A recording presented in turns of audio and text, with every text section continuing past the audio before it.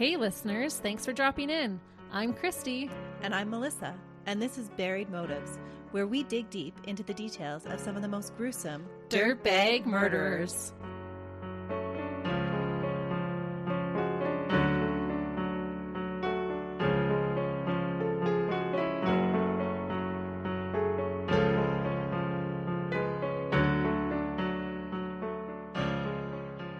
Hey listeners, Welcome back to Buried Motives. we're glad that you're joining us this week. We are. We love that you guys keep coming back. I am super excited to hear about your case today. I'm excited to tell it to you. So let's just get right into it. Today, we are going to cover a victim group that is not talked about a lot in the true crime world, despite its appalling statistics. There is a certain group of people whose number one cause of death is murder. Any guesses who this vulnerable group is? If I guess right, do I get a prize? Yes, you get to spend the rest of the afternoon with me. Woo, bonus! I am going to guess. We just did a domestic violence course through work, and so does it have something to do with that? Yes, actually, you're on the right track. Is it pregnant women? It is pregnant women. That was the stat that I just heard, and it is awful. It's appalling. It really is. In the United States, pregnant and postpartum women die by homicide more than they do from any other cause. Which is so crazy. It is, because if you think about how much more they are at risk health-wise, just being pregnant and giving birth and postpartumly, to think that homicide is the number one cause of their death when they're already at an increased risk of a natural death blows my mind. Yeah. When we were talking about it at work, I was floored. Yeah. Mm-hmm. And I don't feel like this is talked about a lot. No, not at all. It's supposed to be such a happy time, right? Right. You're bringing home baby. It's this blissful time. You know, the issue is supposed to be bringing home the baby and not being able to sleep. It's not supposed to be worrying about whether your partner's going to kill you or not. Right. And a lot of it happens even before you bring that baby home. Mm-hmm. There was a study done by researchers at the University of Tulane that was published in the Journal of Obstetrics and Gynecology that found that pregnant or postpartum women are twice as likely to die by homicide than by any other leading cause of maternal mortality.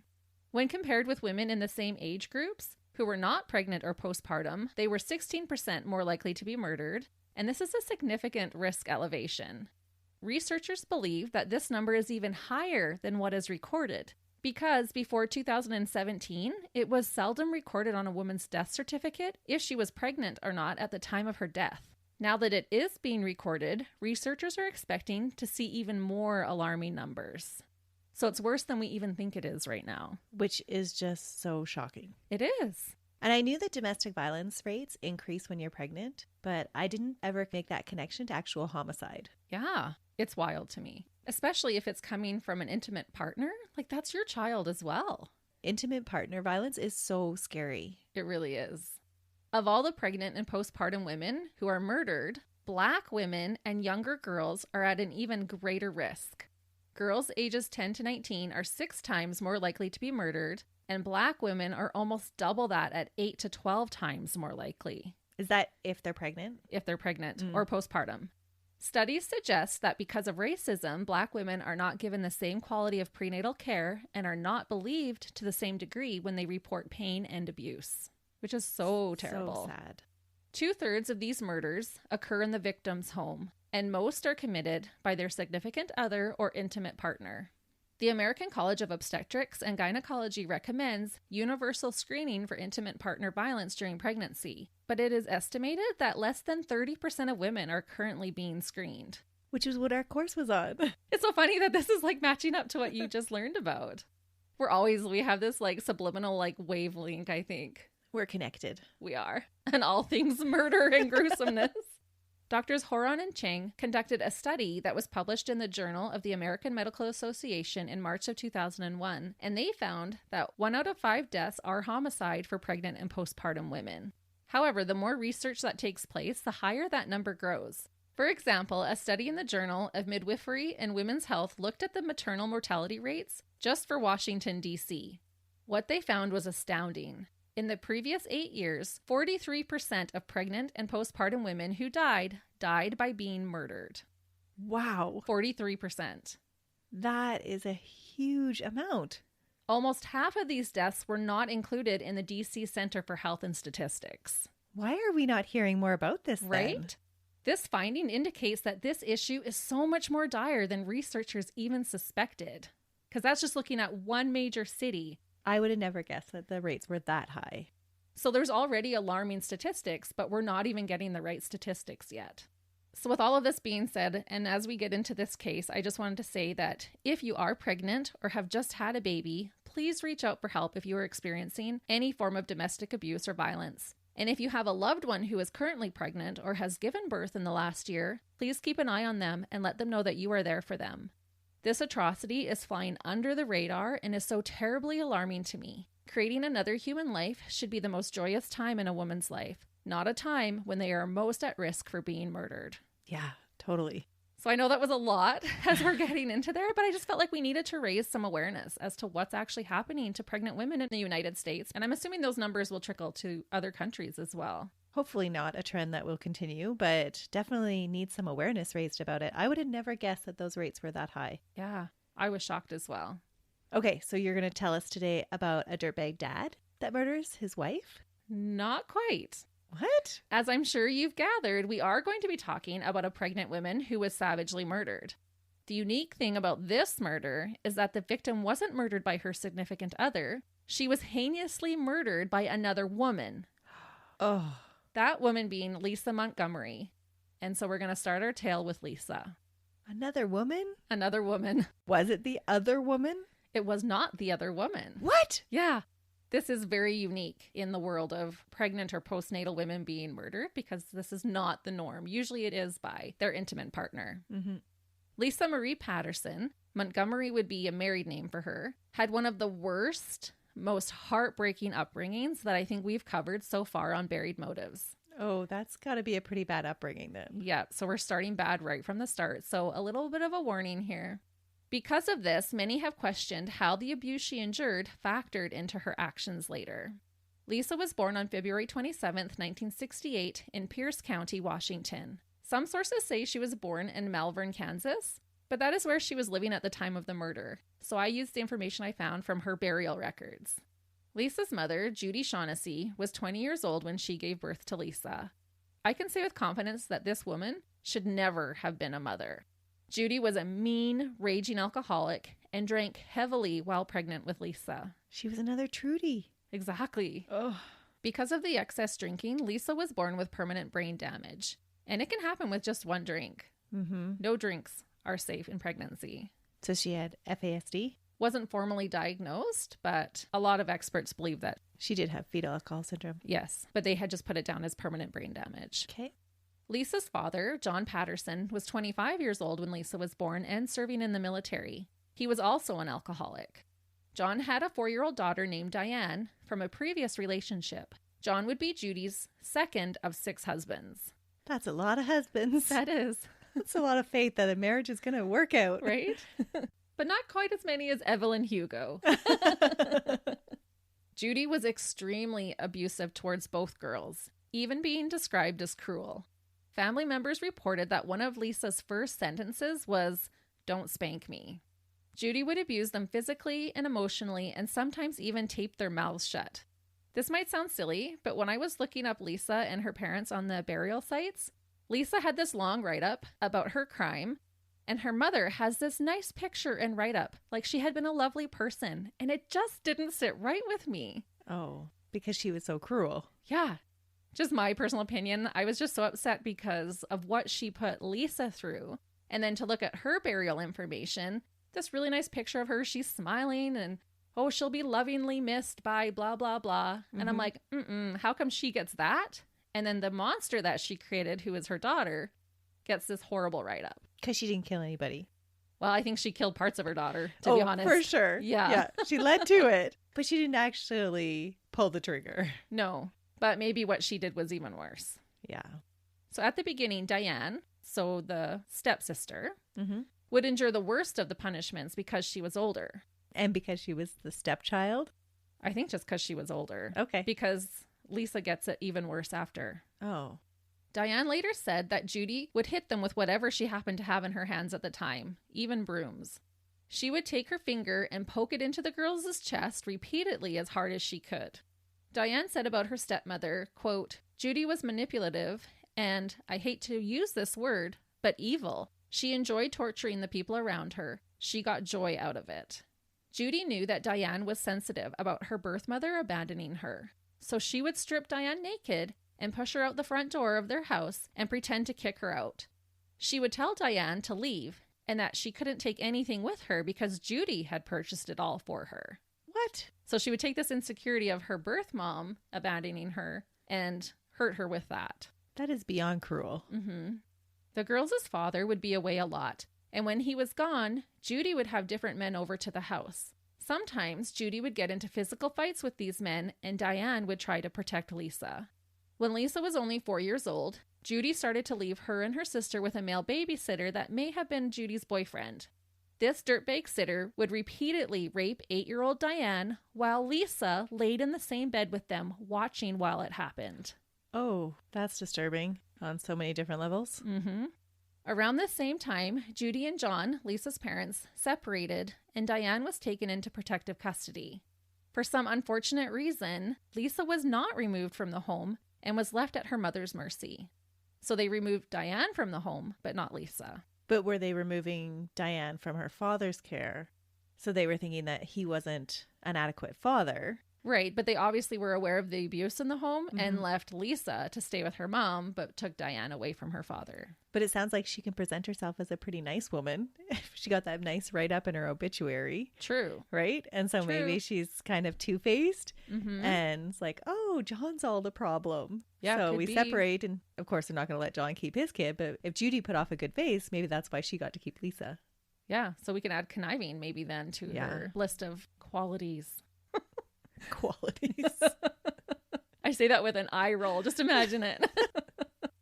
Diane was placed in foster care and grew up the rest of her childhood in a loving home. She later said that because she got out and was taught love, she was able to process her childhood trauma and become a well-adjusted adult. Success story. It was a success story. Oh, so nice to hear those. It is. They're so few and far between. Mm-hmm. They seem to be. Maybe it's just because we cover a whole bunch of dirtbags, though. That's true. We're focusing on the ones that don't usually come out of it. We have a little bit of a bias when we do our research. It's true. Unfortunately, Lisa did not get this same chance, which speaks to the idea that nurture absolutely played a part in the monster she would later become. Diane wouldn't see Lisa for 34 years until Lisa's trial, which that kind of broke my heart a little bit because she had taken care of Lisa, like they had made a little bond together. That is sad. But interesting that she would re-enter her life during the trial then. Like she was still supportive. Yeah. And I believe she had testified of the abuse that Lisa had went through. When Lisa was in kindergarten, her mother Judy remarried. This man's name was Jackie Kleiner. He went by Jack and was a total disgusting monster. Judy and Jack had 3 children quite quickly, one right after the other. Jack would beat his wife and all the children. And to be extra degrading, he would make the girls undress before whipping them. Oh, it's a dirtbag move. Yeah, they said he kind of got sexual enjoyment by making them get naked and then he would whip them. That's super disturbing. Yeah, what a gross human being. Mm-hmm. The family lived in poverty and moved 16 times during Lisa's childhood, so no real stability. Eventually, they moved to an isolated area outside of Sperry, Oklahoma. Oh, no. They lived in a trailer at the end of a dead-end road, so nobody would have seen what was happening at their place. After moving to this house of horror, Jack, being an absolute piece of human trash, built a shed attached to the trailer where he could rape Lisa in a separate private place that's only purpose was to repeatedly rape his stepdaughter. What? Allegedly from age 11 on. No way. Yeah. He makes me sick, but it gets even worse. And Judy did what? What was his explanation of why they had this little extra room? Like, wasn't Judy curious about, hey, why do you and Lisa only go out there? Oh, Judy is fully aware of what's happening and eventually uses this room to her advantage, which we're going to talk about. What? Mm-hmm. How does she use it to her advantage? I'll tell you. Like I said, this is terrible, but it is going to get even worse from here. And this is how it gets worse. Jack started pimping out Lisa to his friends. No. Yes. He would also use her as payment if other trades did work for them. Among many others, on occasion, a plumber and electrician both did work for Jack, and instead of paying them, he offered up sex with his stepdaughter, an offer they did not refuse. Those are dirtbags too. Yeah. So basically, it was like, Oh, you guys fixed my taps? Well, I don't have any money, but here, you can have sex with my child instead and do whatever you want to her. And again, on Jack's obituary, nothing is said about what a dirtbag he is. Oh, that is rotten. Yeah. And so when you asked about Judy, she was well aware of all of this sexual abuse, but she blamed Lisa for it. And some reports say that she was profiting as well on trafficking out her daughter. She would also use Lisa as payment for services. No way. Yes. Who are all these people that are willing to trade their services for sex with a teenager? Yeah. And was she even a teenager at this time? No, You she said was it started 11. At 11. At 11. And that's exactly, I wrote right in here, I have to question, did every single person who they offered this to say yes and then take them up on their disgusting offer? And if not, why didn't any of those people, if there were any, go to the police and tell them what these sick dirtbags were doing? Yeah, that is bizarre. Because if someone offered that up to you, don't you think you would go to the police? Like if you were not that kind of person that was going to do that and say, look, these people offered me sex with their 11-year-old. What kind of people are taking them up the offers? Many. Yeah, not just one or two. Sometimes multiple ones in a day. Because he would also pimp her out to like their friends. No way. Mm-hmm. And so they're collecting money then, not just services, but Yep. actual money. Also money. And what was going on with their 3 younger children? Was it only Lisa? I can't find any reports on the other children. Oh my goodness. When Lisa became a teenager, she told her cousin what was happening. Her cousin was a deputy sheriff, but Lisa begged him not to tell anyone else. She believed that Jack would kill her if he knew she told anyone. This cousin later had to testify in court. He said that Lisa was sexually abused orally, vaginally, and anally. He said, quote, she said it was over and over, one man right after the other, and went on for hours. They were also physically violent. They would beat and slap her if she was doing it wrong. When they were done, they urinated on her like she was trash. What? Like I said, this is one of the worst cases I've ever heard of abuse for a child. And why didn't this guy go to the authorities? He didn't. He was an authority. He was a deputy sheriff. But there are certain things that you have to divulge. Well, he didn't. And I'm sure that's a regret that he had to live with. That is so sad. Lisa convinced him that Jack would kill her if he found out that she told. So then you take her into protective custody. Yep. Lisa also told one of her stepbrothers about the abuse. He said in court, quote, Lisa told me that when these men raped her, she would go away in her mind and try not to be present. Well, that's a defense mechanism that she would need. That's going to come up a lot in this case. Judy, her mother, also had to testify in court about her knowledge of the sexual abuse. She admitted to walking in on her husband raping Lisa. She said, quote, he was in her, he was pumping her. That is so disturbing. It just makes me sick that this happened to a little girl. Mm-hmm. Like, I can't even imagine Lisa living this way, having men beat her, rape her, and urinate on her, totally treating her like she is worthless. Yeah, it is unfathomable. I don't know how you come through this almost any other way than Lisa does. Not to make excuse for Lisa at all, but it just gives us some understanding as to what we're working with before the murder that we're going to talk about today happens. One of the worst things about this is that when this all came out in court, the court did not report Jack's despicable actions, and he, or Judy for that matter, were never charged for what they did to Lisa. What? It makes me want to vomit. Like, what the actual heck? Was it past the statute of limitations? Possibly. Why were there no consequences for what they did? It was never reported. It came out in the courts, but they didn't report it to the authorities. So Lisa didn't press charges after it came out? No. In the courts. And it comes out even earlier than when Lisa goes to court and wasn't reported then either, which I'll talk about. Huh. And so consequently, none of the men who Lisa was human trafficked to were charged either. They all got away with it. To add to this frustration, this abuse had been brought to the court's attention years earlier when Judy was undergoing divorce hearings and Lisa testified against her stepfather about the rapes, but nothing was done about it then either. What? Yeah. Fail on the system? Totally. Oh my goodness. It's just so tragic. I can't even imagine. I just was so angry when I was writing this. Like, how could they let this little girl down? Time after time after time. It got brought out in the courts. She had told 2 different people about it. Thanks for telling us your story. We're not going to do anything about it, but now we'll let you go home with your mother? Yeah. And they knew that Judy was allowing this to happen, but no, we'll let you go back to your mom. It was just she was going through divorce and so was just using Lisa to get back at Jack because she knew that it was going on. So you're going to tell the court about what your stepdad has done to you. Meanwhile, I knew all about it the whole time. Exactly. That is awful. Now you can see why I'm so angry that she has this nice little write-up on her burial description. I'm just flabbergasted because I thought there was laws put in place that if abuse was disclosed on a minor, that it had to be investigated and prosecuted. Well, there should be. I don't know about this time in that state, what there was, or if it just fell through the cracks or someone thought someone else was going to report it. I don't know what happened. And sorry, how old was she when she went through the divorce hearings? What year was it? She would have still been a teenager. Still a minor. Yeah, still a minor. So still should have been afforded the protection of the system. Yes. Oh, fail. Even if she was over 18, she still should have been afforded that. Absolutely. But even more so, there's a greater duty of care. For sure. Absolutely. Unsurprisingly, Lisa started to drink alcohol as a child to try and cope with the severe abuse she was enduring at the hands of her mother and stepfather. No kidding. You have to find some way to cope. When her mother caught her drinking at the age of 14, her solution was to threaten Lisa with a gun. What? Yep. She's an alcoholic herself. They're all alcoholics, but when she caught Lisa drinking at 14, she grabbed a gun and threatened her life with it. When Lisa was 16, her mother and stepfather divorced. So I guess she was 16. I actually had that in here. And family members believed that Judy blamed Lisa for it. Why? Because she's a dirtbag. That goes without saying. Like, why would she? Yeah, honestly. But what was her reasoning of saying, like, Lisa caused this because Lisa did X, Y, and Z? No, there was nothing for her to blame Lisa on. So anything she said would have been totally invalid anyway. I'm just curious of what her story was. Who knows what she was blaming her for? Probably, you're not keeping your stepfather happy enough.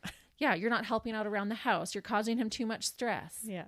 Bloody bleep and blah. She just makes me so mad. I wonder, you said the cousin was a deputy sheriff. Mm-hmm. And what age was Lisa when she complained to him? She was a teenager, I believe. It was before the divorce, right? And so I'm wondering if there wasn't any charges against Jack? None, ever. Or even an investigation? Nope. Jack and Judy died without this on their records. Oh my goodness. I'm trying to give the benefit of the doubt to at least somebody in the story. Maybe the cousin was putting some pressure on him and maybe that's when they divorced. Yeah. I don't know. There's just too many dirtbags in this story. There is. And Wow. too many people just looking the other way. That's crazy. During Lisa's later incarceration, she was examined by a clinical psychologist from the Bellevue, New York University Program for Survivors of Torture named Catherine Porterfield. Catherine explained that when children grow up living in constant fear, their brains adapt to survive. She said that when children experience severe trauma, they can sometimes dissociate from their feelings and bodies as a way of protecting themselves. The more often it happens, the more it becomes a part of who the child is as a person. About Lisa, she said, quote, "That is exactly what Lisa Montgomery developed into, which is a person who had profound disconnection from her body, from her mind, from her experience. Those were disconnections that were tragic in their consequences, but they were what we come to understand as neurophysiological adaptations to survive being constantly under assault." It's incredible how structures in the brain can change during childhood when faced with trauma. Right. Your body has to survive and adapt somehow. And so it does what it needs to survive. And so I can totally see how she would disassociate to get through that trauma. Yep. I feel like that was a totally accurate statement about Lisa. And it wasn't like this just started. The rape started when she was 11. But right from a baby, like her first sentences included, "Don't spank me." Mm-hmm. Seeing her stepsister get raped at the age of 4. It's just mind-blowing to me. In an attempt to escape the horrible nightmare that she was living on a daily basis, at age 18, Lisa married her stepbrother, Carl Bowman, in August of 1986. What? Mm-hmm. Okay. Is that allowed? It was. They got married. Weren't they half siblings? Stepbrother, not half-brother. So they weren't genetically connected. Okay. Sorry, I Stepbrother. thought it was one of the 3 children that her mother had with Jack. No, because her mother had multiple marriages. His last name is Bowman. Okay, gotcha. So it's not as gross as it sounds. Okay. Yeah. But unfortunately, this would not be the reprieve from abuse that she had hoped it would be. No, he's a dirtbag too? Yep. Christy, there's too many dirtbags. I know. That's why I said this poor woman, what she lived through is astounding. Lisa and her stepbrother, husband, had 4 children in 5 years. The first one was born in January 1987, so shotgun wedding when I did the math. After their fourth child was born, Lisa had to undergo tubal ligation in 1990. This devastated Lisa. Lisa later said that the doctors suggested it, but her mother and husband forced her to have the procedure. Okay. I don't feel like Lisa, at this point in her life, could really stand up for herself. Right. When was anything what Lisa wanted? The one time that Lisa felt like she was given attention was when she was pregnant, a feeling she craved. People talked about how, she would go out in public and people would dote on her and hold doors for her and, and she would get all this attention that she never got anywhere else in her life. She was being taken care of like she had never been taken care of during her childhood. Right. And so she connected that to being pregnant. So it wasn't even, I think, so much about having the children. She just always wanted to be pregnant. Mm-hmm. Lisa's husband would violently beat and rape his young bride. While at their house, one of Lisa's brothers discovered a videotape of a home movie that showed Lisa's husband raping and beating her. Lisa's brother said, quote, "It was violent and like a scene out of a horror movie. I felt sick watching the video. I didn't know what to do or how to talk to my sister about it." Yeah, because he was watching his sister be raped. Yeah. So he did nothing. Again, no one intervened. He didn't even bring it up with her. No, he said he didn't know how to. But he recognized that it was wrong. Yeah, it made him sick. Mm. People started to notice that Lisa would slip into a world of her own. Experts say this was an early sign of her mental illnesses, which included bipolar disorder, complex post-traumatic stress disorder, dissociative disorder, and traumatic brain injury. I called it. You did. I knew you would. That's what's so great about doing this podcast with a nurse. She's just so knowledgeable about that kind of stuff. I just always find dissociated personality disorder so interesting. And along with the complex trauma that she's had, it makes total sense. Yeah, I wouldn't dispute any of these diagnoses on her. Mm-hmm.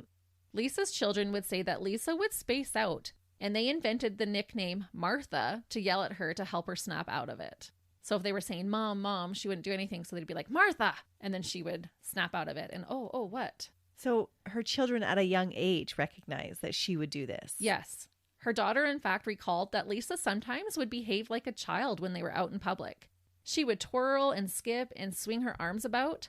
This was bizarre behavior in their opinion and would sometimes embarrass the kids. It was a regressive state though, right? Mm-hmm. Yeah. She never nurtured that inner child at all. Mm-hmm.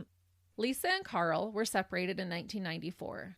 Lisa had an affair and claimed that she was pregnant. Lisa and Carl worked things out, and she stopped making the pregnancy claim. In 1998, the couple split up for good and were divorced. Good riddance, Carl. So Lisa's kids stay with her? Yes. And by all reports, she's a good mom, other Yeah. than she spaces out occasionally? Yes. Yeah, I didn't find any instances of abuse or things like that from Lisa to her children. Which in and of itself is a miracle. It is. Lisa met a man named Kevin Montgomery in the year 2000. When they met, she told him she was pregnant, but was going to have an abortion. Kevin gave her $40 for the procedure, and they didn't talk about it again. Allegedly, she had told him she was going to go to Mexico to have it done. Okay. Yeah. Lisa and Kevin fell in love and were married. Hold on. I got to ask a question. Was she saying that it was Kevin's baby? No. When they met, she said she was already pregnant. Okay. So they met and she's like, "Yeah, I'm pregnant, but I'm going to get an abortion." Okay. Because she likes that attention. Right. Right? Okay. So she had lied to Carl about being pregnant. Because once they got back together, she just never talked about it again. And then when she first meets Kevin, she tells him she's pregnant and getting an abortion. Meanwhile, she's had a tubal. Yes. She's been sterilized. So then in 2002, Lisa once again told Kevin and family and friends that she was pregnant. Lisa would go to the doctor for what everyone believed to be prenatal care. Lisa would not let Kevin attend the appointments with her. Her doctor later testified in court that Lisa did come to see them, but it was for things like a cold and ankle pain. The doctor did not treat her for anything pregnancy related. When the fictitious due date came and went, Lisa told Kevin that she had a miscarriage. She also told him that she donated the baby's body to science. Okay, this is a whole lot of not adding up. So she actually patted her belly and pretended to be pregnant the whole time. Mm-hmm. Okay. Or I shouldn't say mm-hmm, because the next pregnancy, she actually has pseudo symptoms.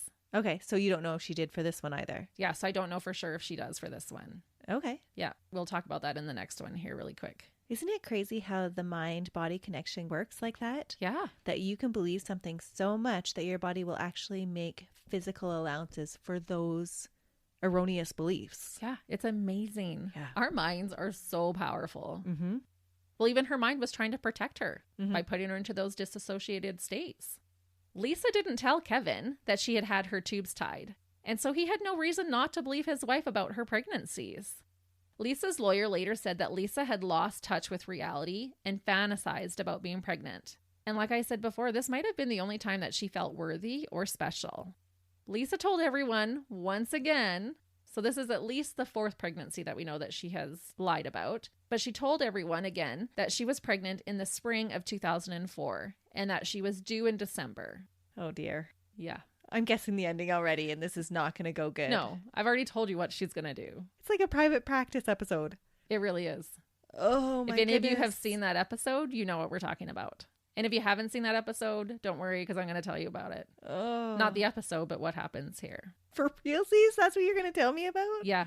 Oh my goodness. I know, but it's just so... I just feel like these cases need to be heard more. Because this is just swept under the rug, what happens to pregnant women. This is a little different than the domestic violence, obviously. Wow. So that fall, so a few months later, Lisa was going through a custody battle with her ex-husband, Carl. Things got nasty, and Carl and his new wife were starting to send Lisa emails telling her that they were going to expose her lies about being pregnant and use it against her in the upcoming custody proceedings. Oh, so now she requires proof. Yes. Lisa responded by telling them that she was going to prove them wrong. On December 10th, just 14 days before the murder that we're going to talk about, Carl filed a motion for change of custody of the 2 minor children who currently lived with Lisa. And that's going to back her into a corner. Mm-hmm. Oh, so we know what's going to happen, because when people who have had that much trauma in their early childhood, when they're backed into a corner, for most, what they do is they have to find a way to attack first. Yeah. And now Carl, who's already a dirtbag, is trying to threaten to take her children away that are living with her. So Lisa knew she needed to produce a baby to fight this battle and keep her children in her custody, or she would be proven a liar. Recipe for disaster. Yep. Which is now going to lead us into why we're talking about this case today. Mm-hmm. Around the same time that Lisa announced her most recent fictional pregnancy, she met a woman online named Bobbie Jo Stinnett. Lisa and Bobbie Jo both bred rat terrier dogs. They met on an online message board called Ratter Chatter for people interested in rat terrier dogs. But I dare you to come up with a better name than Ratter Chatter for an interest group about rat terriers. That is a good interest group name. It's a brilliant name. I was like, Ratter Chatter, like that was just like so satisfying to learn that that's what it was called. People are so clever. Right? Yeah, that's the word I wanted. So clever. The 2 ladies became friends and even met at a dog show in April of 2004. There are pictures of them together with their dogs. Lisa had her daughter with her, and Bobbie Jo's husband, who she had been high school sweethearts with, was with her in the picture. Bobbie Jo was pregnant with her first child at the time, around 4 months along, when they had met in April. So that's going to put her at the perfect due date time. Yep. So speaking about Bobbie Jo, she was described as being smart and kind to others. She loved horses and dogs. Bobbie Jo had a website called Happy Haven Farms to promote her dog breeding business in Skidmore, Missouri. And Skidmore might be the smallest town we've mentioned so far, at less than 300 people living there at the time. Her website featured pictures of Bobbie Jo with her dogs. Bobbie Jo had been open about her pregnancy and shared the news with her online community. The 2 women started to exchange emails and bonding over their pregnancies. Again, we know that Lisa had been permanently sterilized 14 years earlier, and this would be medically proven later in court. Okay. But this didn't stop her from trying to convince others that she was pregnant. She began wearing maternity clothes and behaving like she was pregnant.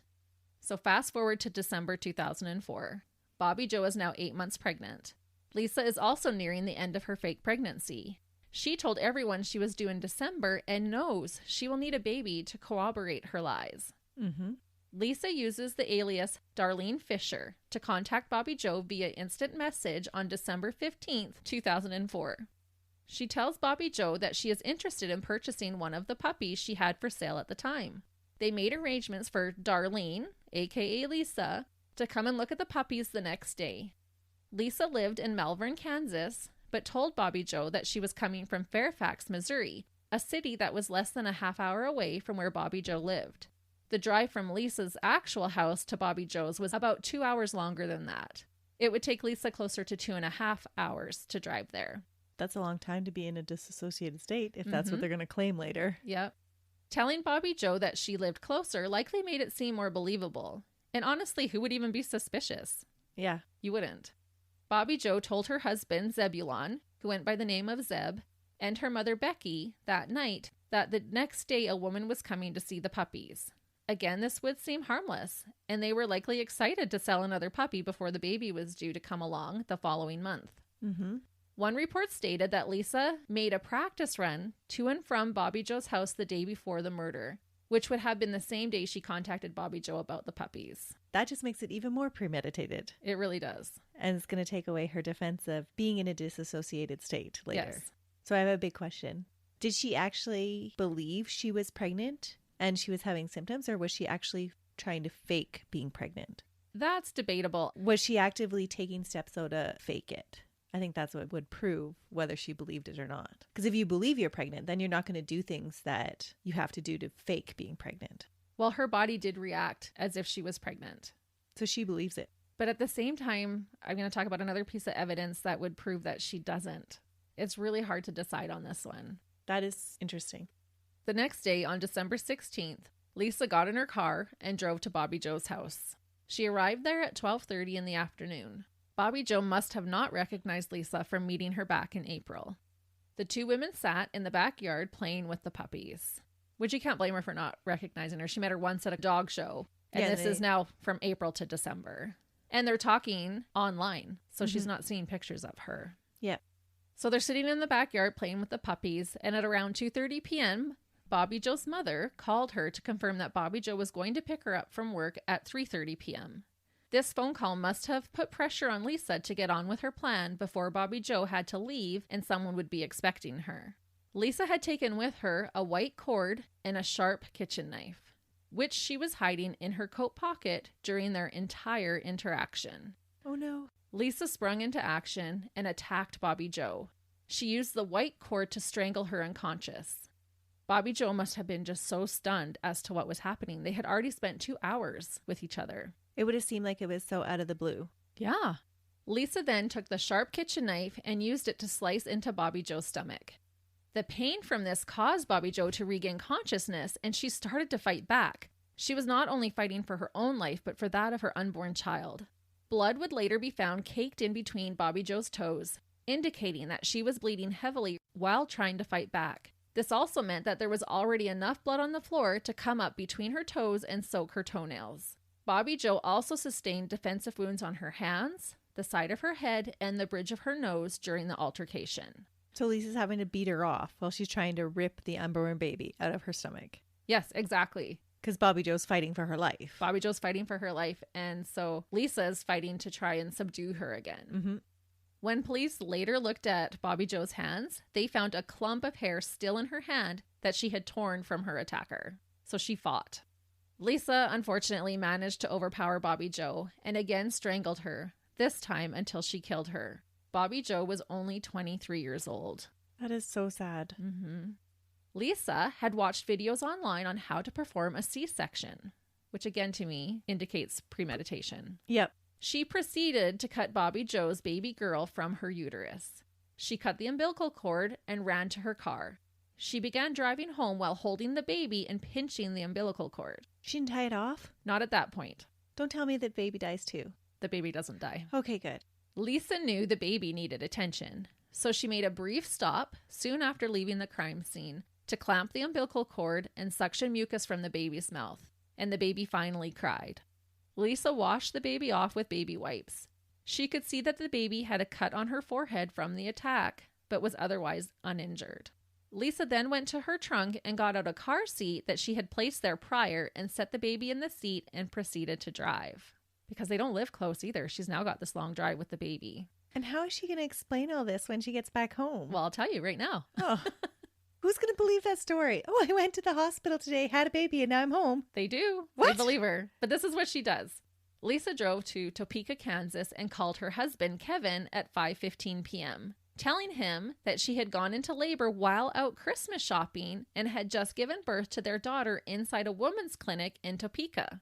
She told him to meet her at a parking lot near the clinic. Not at the clinic? Well, there was no clinic that she was at. I know, but I don't even know if there was a women's clinic in Topeka. I didn't look up Topeka to see even how big that is. And it was, I think, like a restaurant parking lot that she was like, can you pick me up here? where's her car? There in Topeka. So Kevin rushed to the spot where Lisa was waiting. Lisa's daughter and son also came to drive Lisa's car home for her while Kevin drove his wife and newborn baby back to Malvern. Okay. So she's trying to make this believable. Like, I just had a baby. I can't drive the car. So the kids are coming to drive the car, and that's why Kevin has to come and get her. Okay. How's she explaining the cutaway on the baby's head?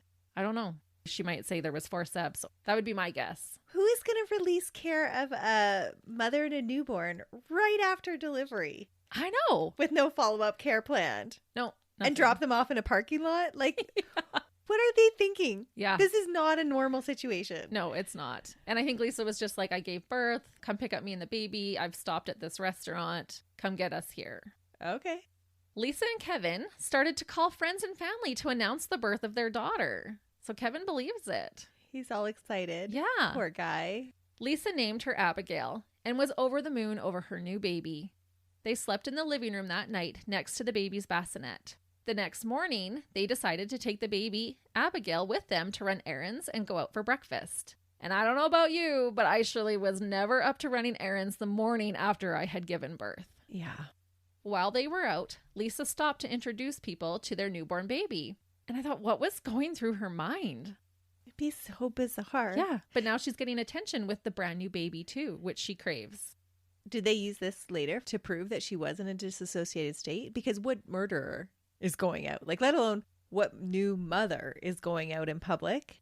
What murderer is going out and showing off the evidence of your crime?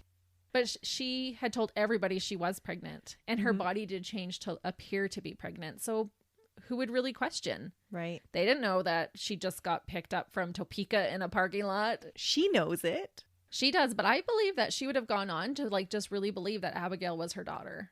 Okay. Yeah. Is she in a total dissociated state and this is why she's doing all these things? Or has she just grown into a dirtbag? I don't know. And how long can you stay in a dissociated state? Exactly. Was she living her whole adult life, her whole childhood and adult life in that type of a state? That's bizarre. And I honestly believe that she must have believed that they would just get to live happily ever after and that no one would be the wiser about the obscene murder and kidnapping she had just committed. The couple returned home and Lisa sat on the couch holding her stolen baby. There was a knock at the door. Kevin answered the door and it was the police. Kevin invited them in, having no idea why they were there. How did they get to her so quick? I'll tell you. So police entered and saw Lisa just sitting there holding a newborn. And I thought, how eerie for those police officers. Before I go on with what happens next with Lisa and Kevin, I'm going to rewind a bit to an hour after Bobbie Jo had been murdered and what transpired to get the police at Lisa's door almost 300 kilometers or 186 miles from the crime scene. Okay, you are really going to tell me. I am really going to tell you. I always really tell you. While Lisa would have still been driving her 2.5-hour trek towards Malvern, Bobbie Jo's mother got off of work. She waited for Bobbie Jo. When her daughter didn't show up to pick her up from work, Becky decided to brave the cooler winter weather and walk the couple of blocks to Bobbie Jo's house. What she found, no mother on earth should ever have to experience. No, that would have been awful. I can't even imagine. Your child and your grandchild? No. Ugh. Ugh. When Becky approached the house, she saw that the front door was open. She went inside and called for Bobbie Jo. As she entered the living room, she discovered her daughter laying on the floor, covered in blood. She said it looked like Bobbie Jo's stomach had exploded. Becky quickly called 911 for help. During that late in the pregnancy, you have almost a third of your body's blood going through that placenta. Oh, I cannot even imagine what that scene would have looked like. That's a lot of blood. It is. And then you also have that increased amount of blood, right? Yeah.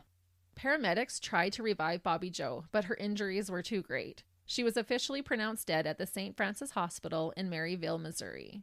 Panic grew when everyone realized that Bobbie Jo's baby was nowhere to be found. No one knew if she had even survived the attack. Can you imagine, first of all, seeing what had happened to Bobbie Jo, but then realizing that the monster who had ripped this baby from her mother's womb took the baby with them? Reports stated how traumatizing this crime scene was for investigators.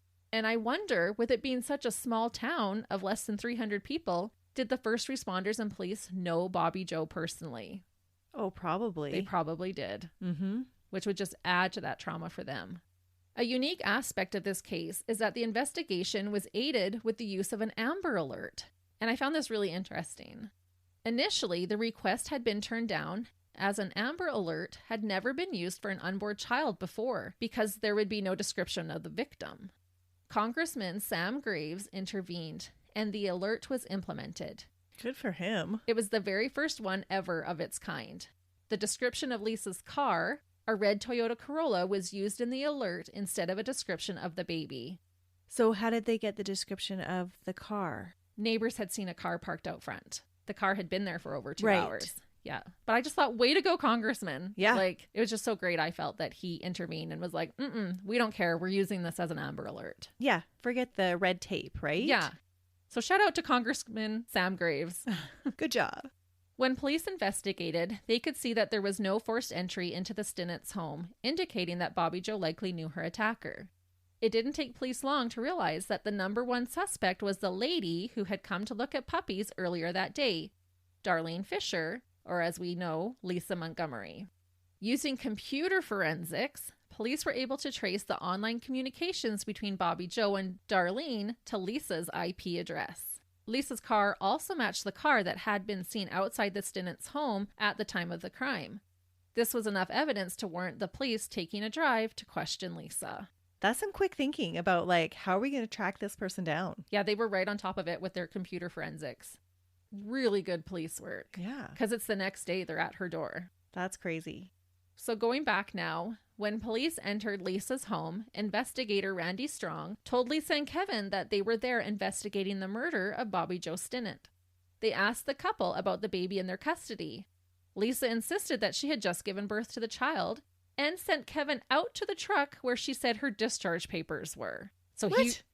she's like, honey, go get the discharge papers. They're out in the truck. So he runs out to fetch them, but of course returned empty-handed. Because there's no discharge. No, and I thought, what was going through poor Kevin's mind? He believed her that this is their daughter that she gave birth, and he's like, what's going on? He was probably all flustered. Yeah, I'll run out to the truck. I'll look for the papers. And he's probably searching everywhere. And what is he feeling and going through when he doesn't find these papers? He's probably thinking, oh, she just has them in the diaper bag or moved them somewhere else. Yeah, they're lost somewhere. They got Yeah. lost in the shuffle. Yes. Because I 100% don't believe that Kevin had anything to do with this or knew what was happening. I think he really believed his wife was pregnant. Officer Strong asked to speak to Lisa outside of the home. She complied and allowed another officer to hold the baby while they spoke. Lisa told the officer that because they were having money problems, she actually had given birth to their daughter at home. She said she had lied to her husband so he wouldn't feel bad about not being able to afford a hospital birth. Lisa told Strong that she had the help of 2 friends. When Strong asked for the names of these 2 friends who helped her, she quickly responded saying that the friends didn't physically come to her house, but they had just stayed by their phones in case there were any complications and Lisa had to call them for help. So Okay. she's changing her story a bit Yeah. here. But now police are going to ask her, okay, show us the afterbirth. Show us all the garbage of having a home birth. That's a messy thing. It is, and I'm sure they did because Lisa continued her story by saying that she had given birth all by herself inside the kitchen and then took the placenta and dumped it in a nearby creek, as one would. Which we know she didn't, right? Yeah. That would have all been left at the crime scene. Surprisingly, Lisa asked them if they could continue the questioning at the sheriff's office.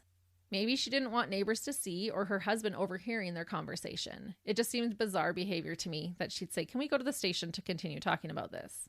Regardless, soon after arriving at the sheriff's office, Lisa confessed to everything, which included killing Bobbie Jo, removing the fetus from Bobbie Jo's body, and abducting Bobbie Jo's baby. So that's why she asked to go to the police station, was to confess. Well, they had questioned her for, I think it only took about an hour, and then she finally confessed. Okay. I don't think it was initially her plan. Like, she was going to still try to talk her way out of it. Well, because she had already come up with so many different stories. Yeah. But when she couldn't, she just confessed. Okay. Thankfully, Bobbie Jo's baby was returned to her father, Zeb Stinnett. DNA testing was performed to make sure this baby girl did belong to him and his deceased wife. Zeb named their precious daughter Victoria Jo Stinnett. Lisa was charged with kidnapping resulting in death. The indictment alleged that Lisa Montgomery, quote, willfully and unlawfully kidnapped, abducted, carried away, and held Victoria Jo Stinnett for the purpose and benefit of claiming Victoria Jo Stinnett as her child, and willfully transported Victoria Jo Stinnett in the interstate commerce from Skidmore, Missouri, across the state line to Malvern, Kansas, the actions of the defendant resulting in the death of Bobbie Jo Stinnett. The superseding indictment further alleged statutory aggravating factors, including that Montgomery killed Stinnett in an especially heinous, cruel, and depraved manner, in that it involved serious physical abuse to Stinnett. Why not first-degree murder? This actually, I believe, carries a stiffer punishment because Lisa would later try to get out of this particular charge. Interesting. Lisa used the defense of not guilty due to insanity. Lisa underwent extensive medical evaluations during this trial. The defense had Lisa examined, and their doctors diagnosed her with depression, borderline personality disorder, post-traumatic stress disorder, and pseudopsoriasis. The prosecution's doctor agreed with those diagnoses except for her suffering with pseudopsoriasis. Pseudopsoriasis is defined as a false belief of being pregnant that is associated with objective signs of pregnancy, which may include abdominal enlargement, reduced menstrual flow, amenorrhea, subjective sensation of fetal movement, nausea, breast engorgement and secretions, and labor pains at the expected date of delivery. So basically, your brain tricks your body into believing that you are in fact pregnant. Your body can increase its hormone levels to present like a real pregnancy if you want to be pregnant badly enough. Hence, you will believe this delusion. However, I argue that if Lisa believed the delusion, then why would she steal Bobbie Jo's unborn child? Yeah, because she knew she wasn't pregnant. Mm-hmm. So the prosecution is saying, yep, we believe all those other diagnoses and we agree, but this is where we're going to fight you. But when forced to face a delusion, most will go to extreme measures to keep the delusion intact. True. However, remember I had said there was a piece of evidence that made me believe that she knew she wasn't pregnant? Mm-hmm. Even though her body is reacting like she's pregnant. So this is where it gets weird. I don't know. But an insurance application from the September before the murder was found. It was filled out by Lisa, and she had indicated on the form that she was not pregnant. So then she goes in and out of dissociated states? Maybe. But yeah, that's very questionable. Mm-hmm. I can totally see why you think that. Yeah, it's pretty damning evidence against her. Absolutely. Lisa continued to change her story about the birth, and then later claimed that her brother was with her at Bobbie Jo's home and had killed Bobbie Jo and given her the baby. How is that any better? And why would she throw her brother underneath the bus? I know. And is this the brother that she... I don't know. She's got a lot of siblings. Okay. Yeah, I don't know which brother this is. But he was able to provide a solid alibi. I believe he was with his probation officer at the time of the murder, so... Yeah, that's a solid alibi. Yeah, whoops. So then Lisa even went as far as to claim that she had amnesia before and during the murder. It came out that Lisa had also made additional claims of being pregnant in the past. So this was brought up as well, that this was kind of a trend for her, that she knew she wasn't pregnant but had claimed to be multiple times before. Dr. Dietz stated, quote, "It's my opinion with reasonable medical certainty that at the time of the charged offenses, the defendant did not suffer from any mental disease or defect that affected her ability to appreciate the nature and quality of wrongness of her acts. It is my opinion, with reasonable medical certainty, that the defendant was entirely capable of appreciating that she was engaged in a lengthy and elaborate plan designed to kill Bobbie Jo Stinnett at a stage of advanced pregnancy, to successfully conduct a cesarean section on her first attempt, and to kidnap a healthy infant she could present to the world as her own." Well, that's why she had researched how to do a C-section. Mm-hmm. She didn't want to harm the baby. So I'm tending to believe this statement. Yep. Lisa's extreme abuse as a child was also brought up in the court proceedings. They argued that Lisa committed murder under severe mental and emotional disturbance, which I also believe that she was under severe mental and emotional disturbances. She had been. Yes. She wasn't currently, though. But she had never fully recovered from her childhood either. Right. Lisa was found guilty, beyond a reasonable doubt, of kidnapping resulting in death on October 22nd, 2007. The case then proceeded to the penalty phase. The prosecution was pushing for the death penalty. The defense was vying for life imprisonment. The jury voted unanimously in favor of the death penalty on October 26th, just 4 days after her guilty verdict. Wow, they didn't have to deliberate that long. No. Lisa desperately tried to appeal this decision. Her team argued that because Victoria Jo was not considered a person until she was removed from the womb, and because Bobbie Jo died before the baby was removed from her body, then kidnapping could not be the cause of Bobbie Jo's death. They argued that the kidnapping was a result of the death. They argued that in Roe v. Wade, the Supreme Court held that the word person, as used in the 14th Amendment, did not include fetuses. Lisa wanted the murder and kidnapping charges to be separate. However, the fact was that Bobbie Jo did die during the kidnapping of her child. They happened simultaneously. Her charge of kidnapping resulting in death stuck. Mm-hmm. So that's where I think it must hold a greater charge. Yeah. Because she was wanting to get them separated to Okay. hopefully take the death penalty off the table. I'm always fascinated with the semantics of the law that the lawyers argue. Oh, I know. Lisa's team also argued during the appeal that because of her mental illness and brain damage, Lisa shouldn't be held responsible for her actions. They claimed she was in a delusional or dissociated state at the time of the kidnapping. There were also reports of how well Lisa was doing now that she was on an intensive medical treatment for her mental illness. Apparently, she was on many different prescriptions to help her. Attorney Sandra Babcock said, quote, "It is difficult to grasp the extremity of the horrors Lisa suffered from her earliest childhood, including being raped by her stepfather, handed off to his friends for their use, sold to groups of adult men by her own mother, and repeatedly gang raped, and relentlessly beaten and neglected. No one intervened to help Lisa, though many knew what was happening to her. No other woman has been executed for a similar crime because most prosecutors have recognized that it is inevitably the product of trauma and mental illness. Executing Lisa Montgomery would be yet another injustice inflicted on a woman who has known a lifetime of mistreatment."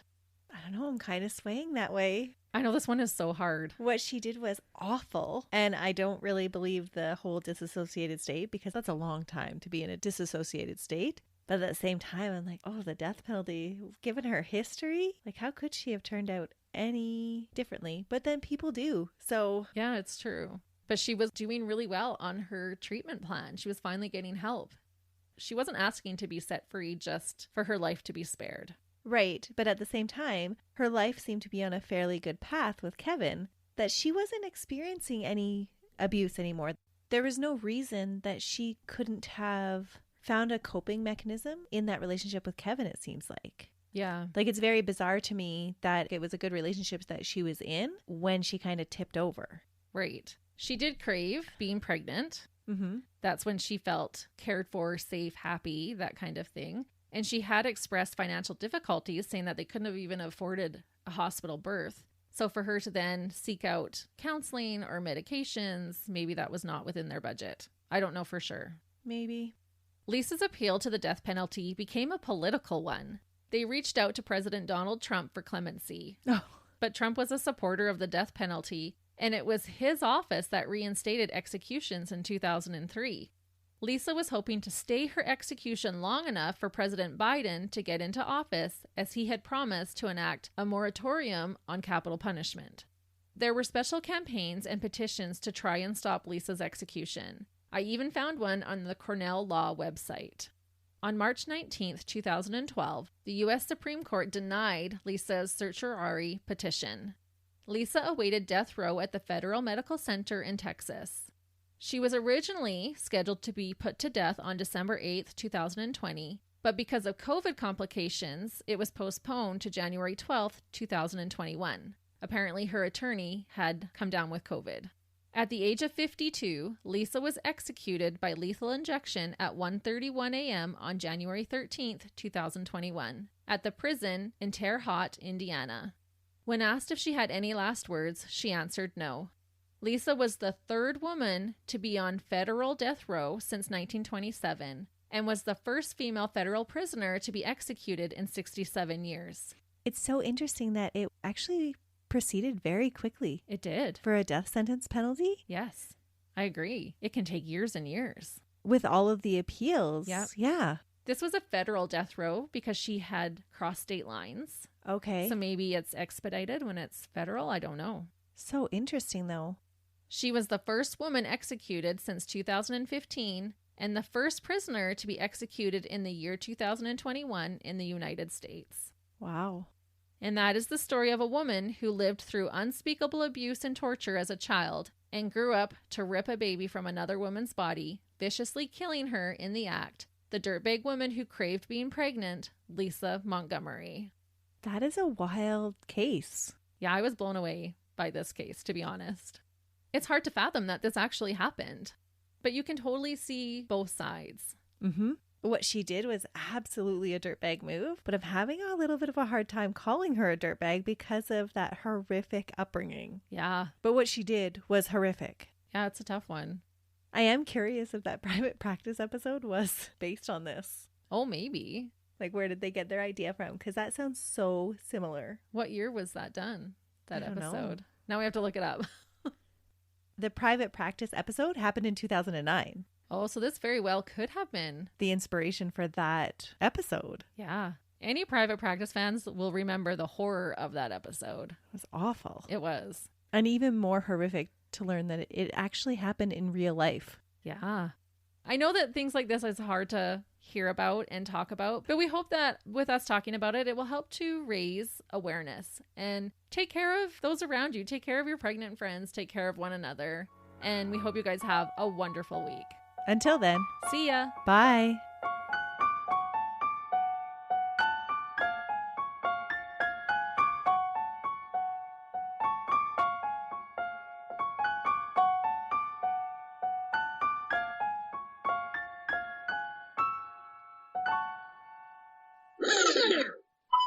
If people could actually watch us record, we'd have our own comedy show.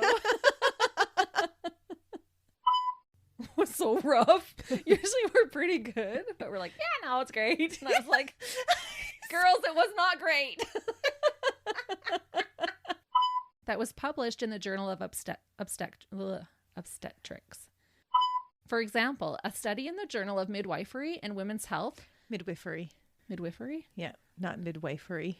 Oh, that's an ugly name. Midwifery. I don't like that. Okay, well, I'll say it. It's an ugly word. You know how some words you really like to say and others you don't? Midwifery. Midwifery. Okay. That seems weird, but I'll say it your way. What? I know that you're going to not like this one too. She made a woman. Who is interested? I don't know. Have you seen a picture of those dogs? I did look them up so I could see what they look like. That took, I feel you, truck. That took a little bit to get going. See, Topeka? That's a nice word to say. What evidence did she leave behind? You always think I'm not going to tell you. I love it. Why do I have such hard words in here?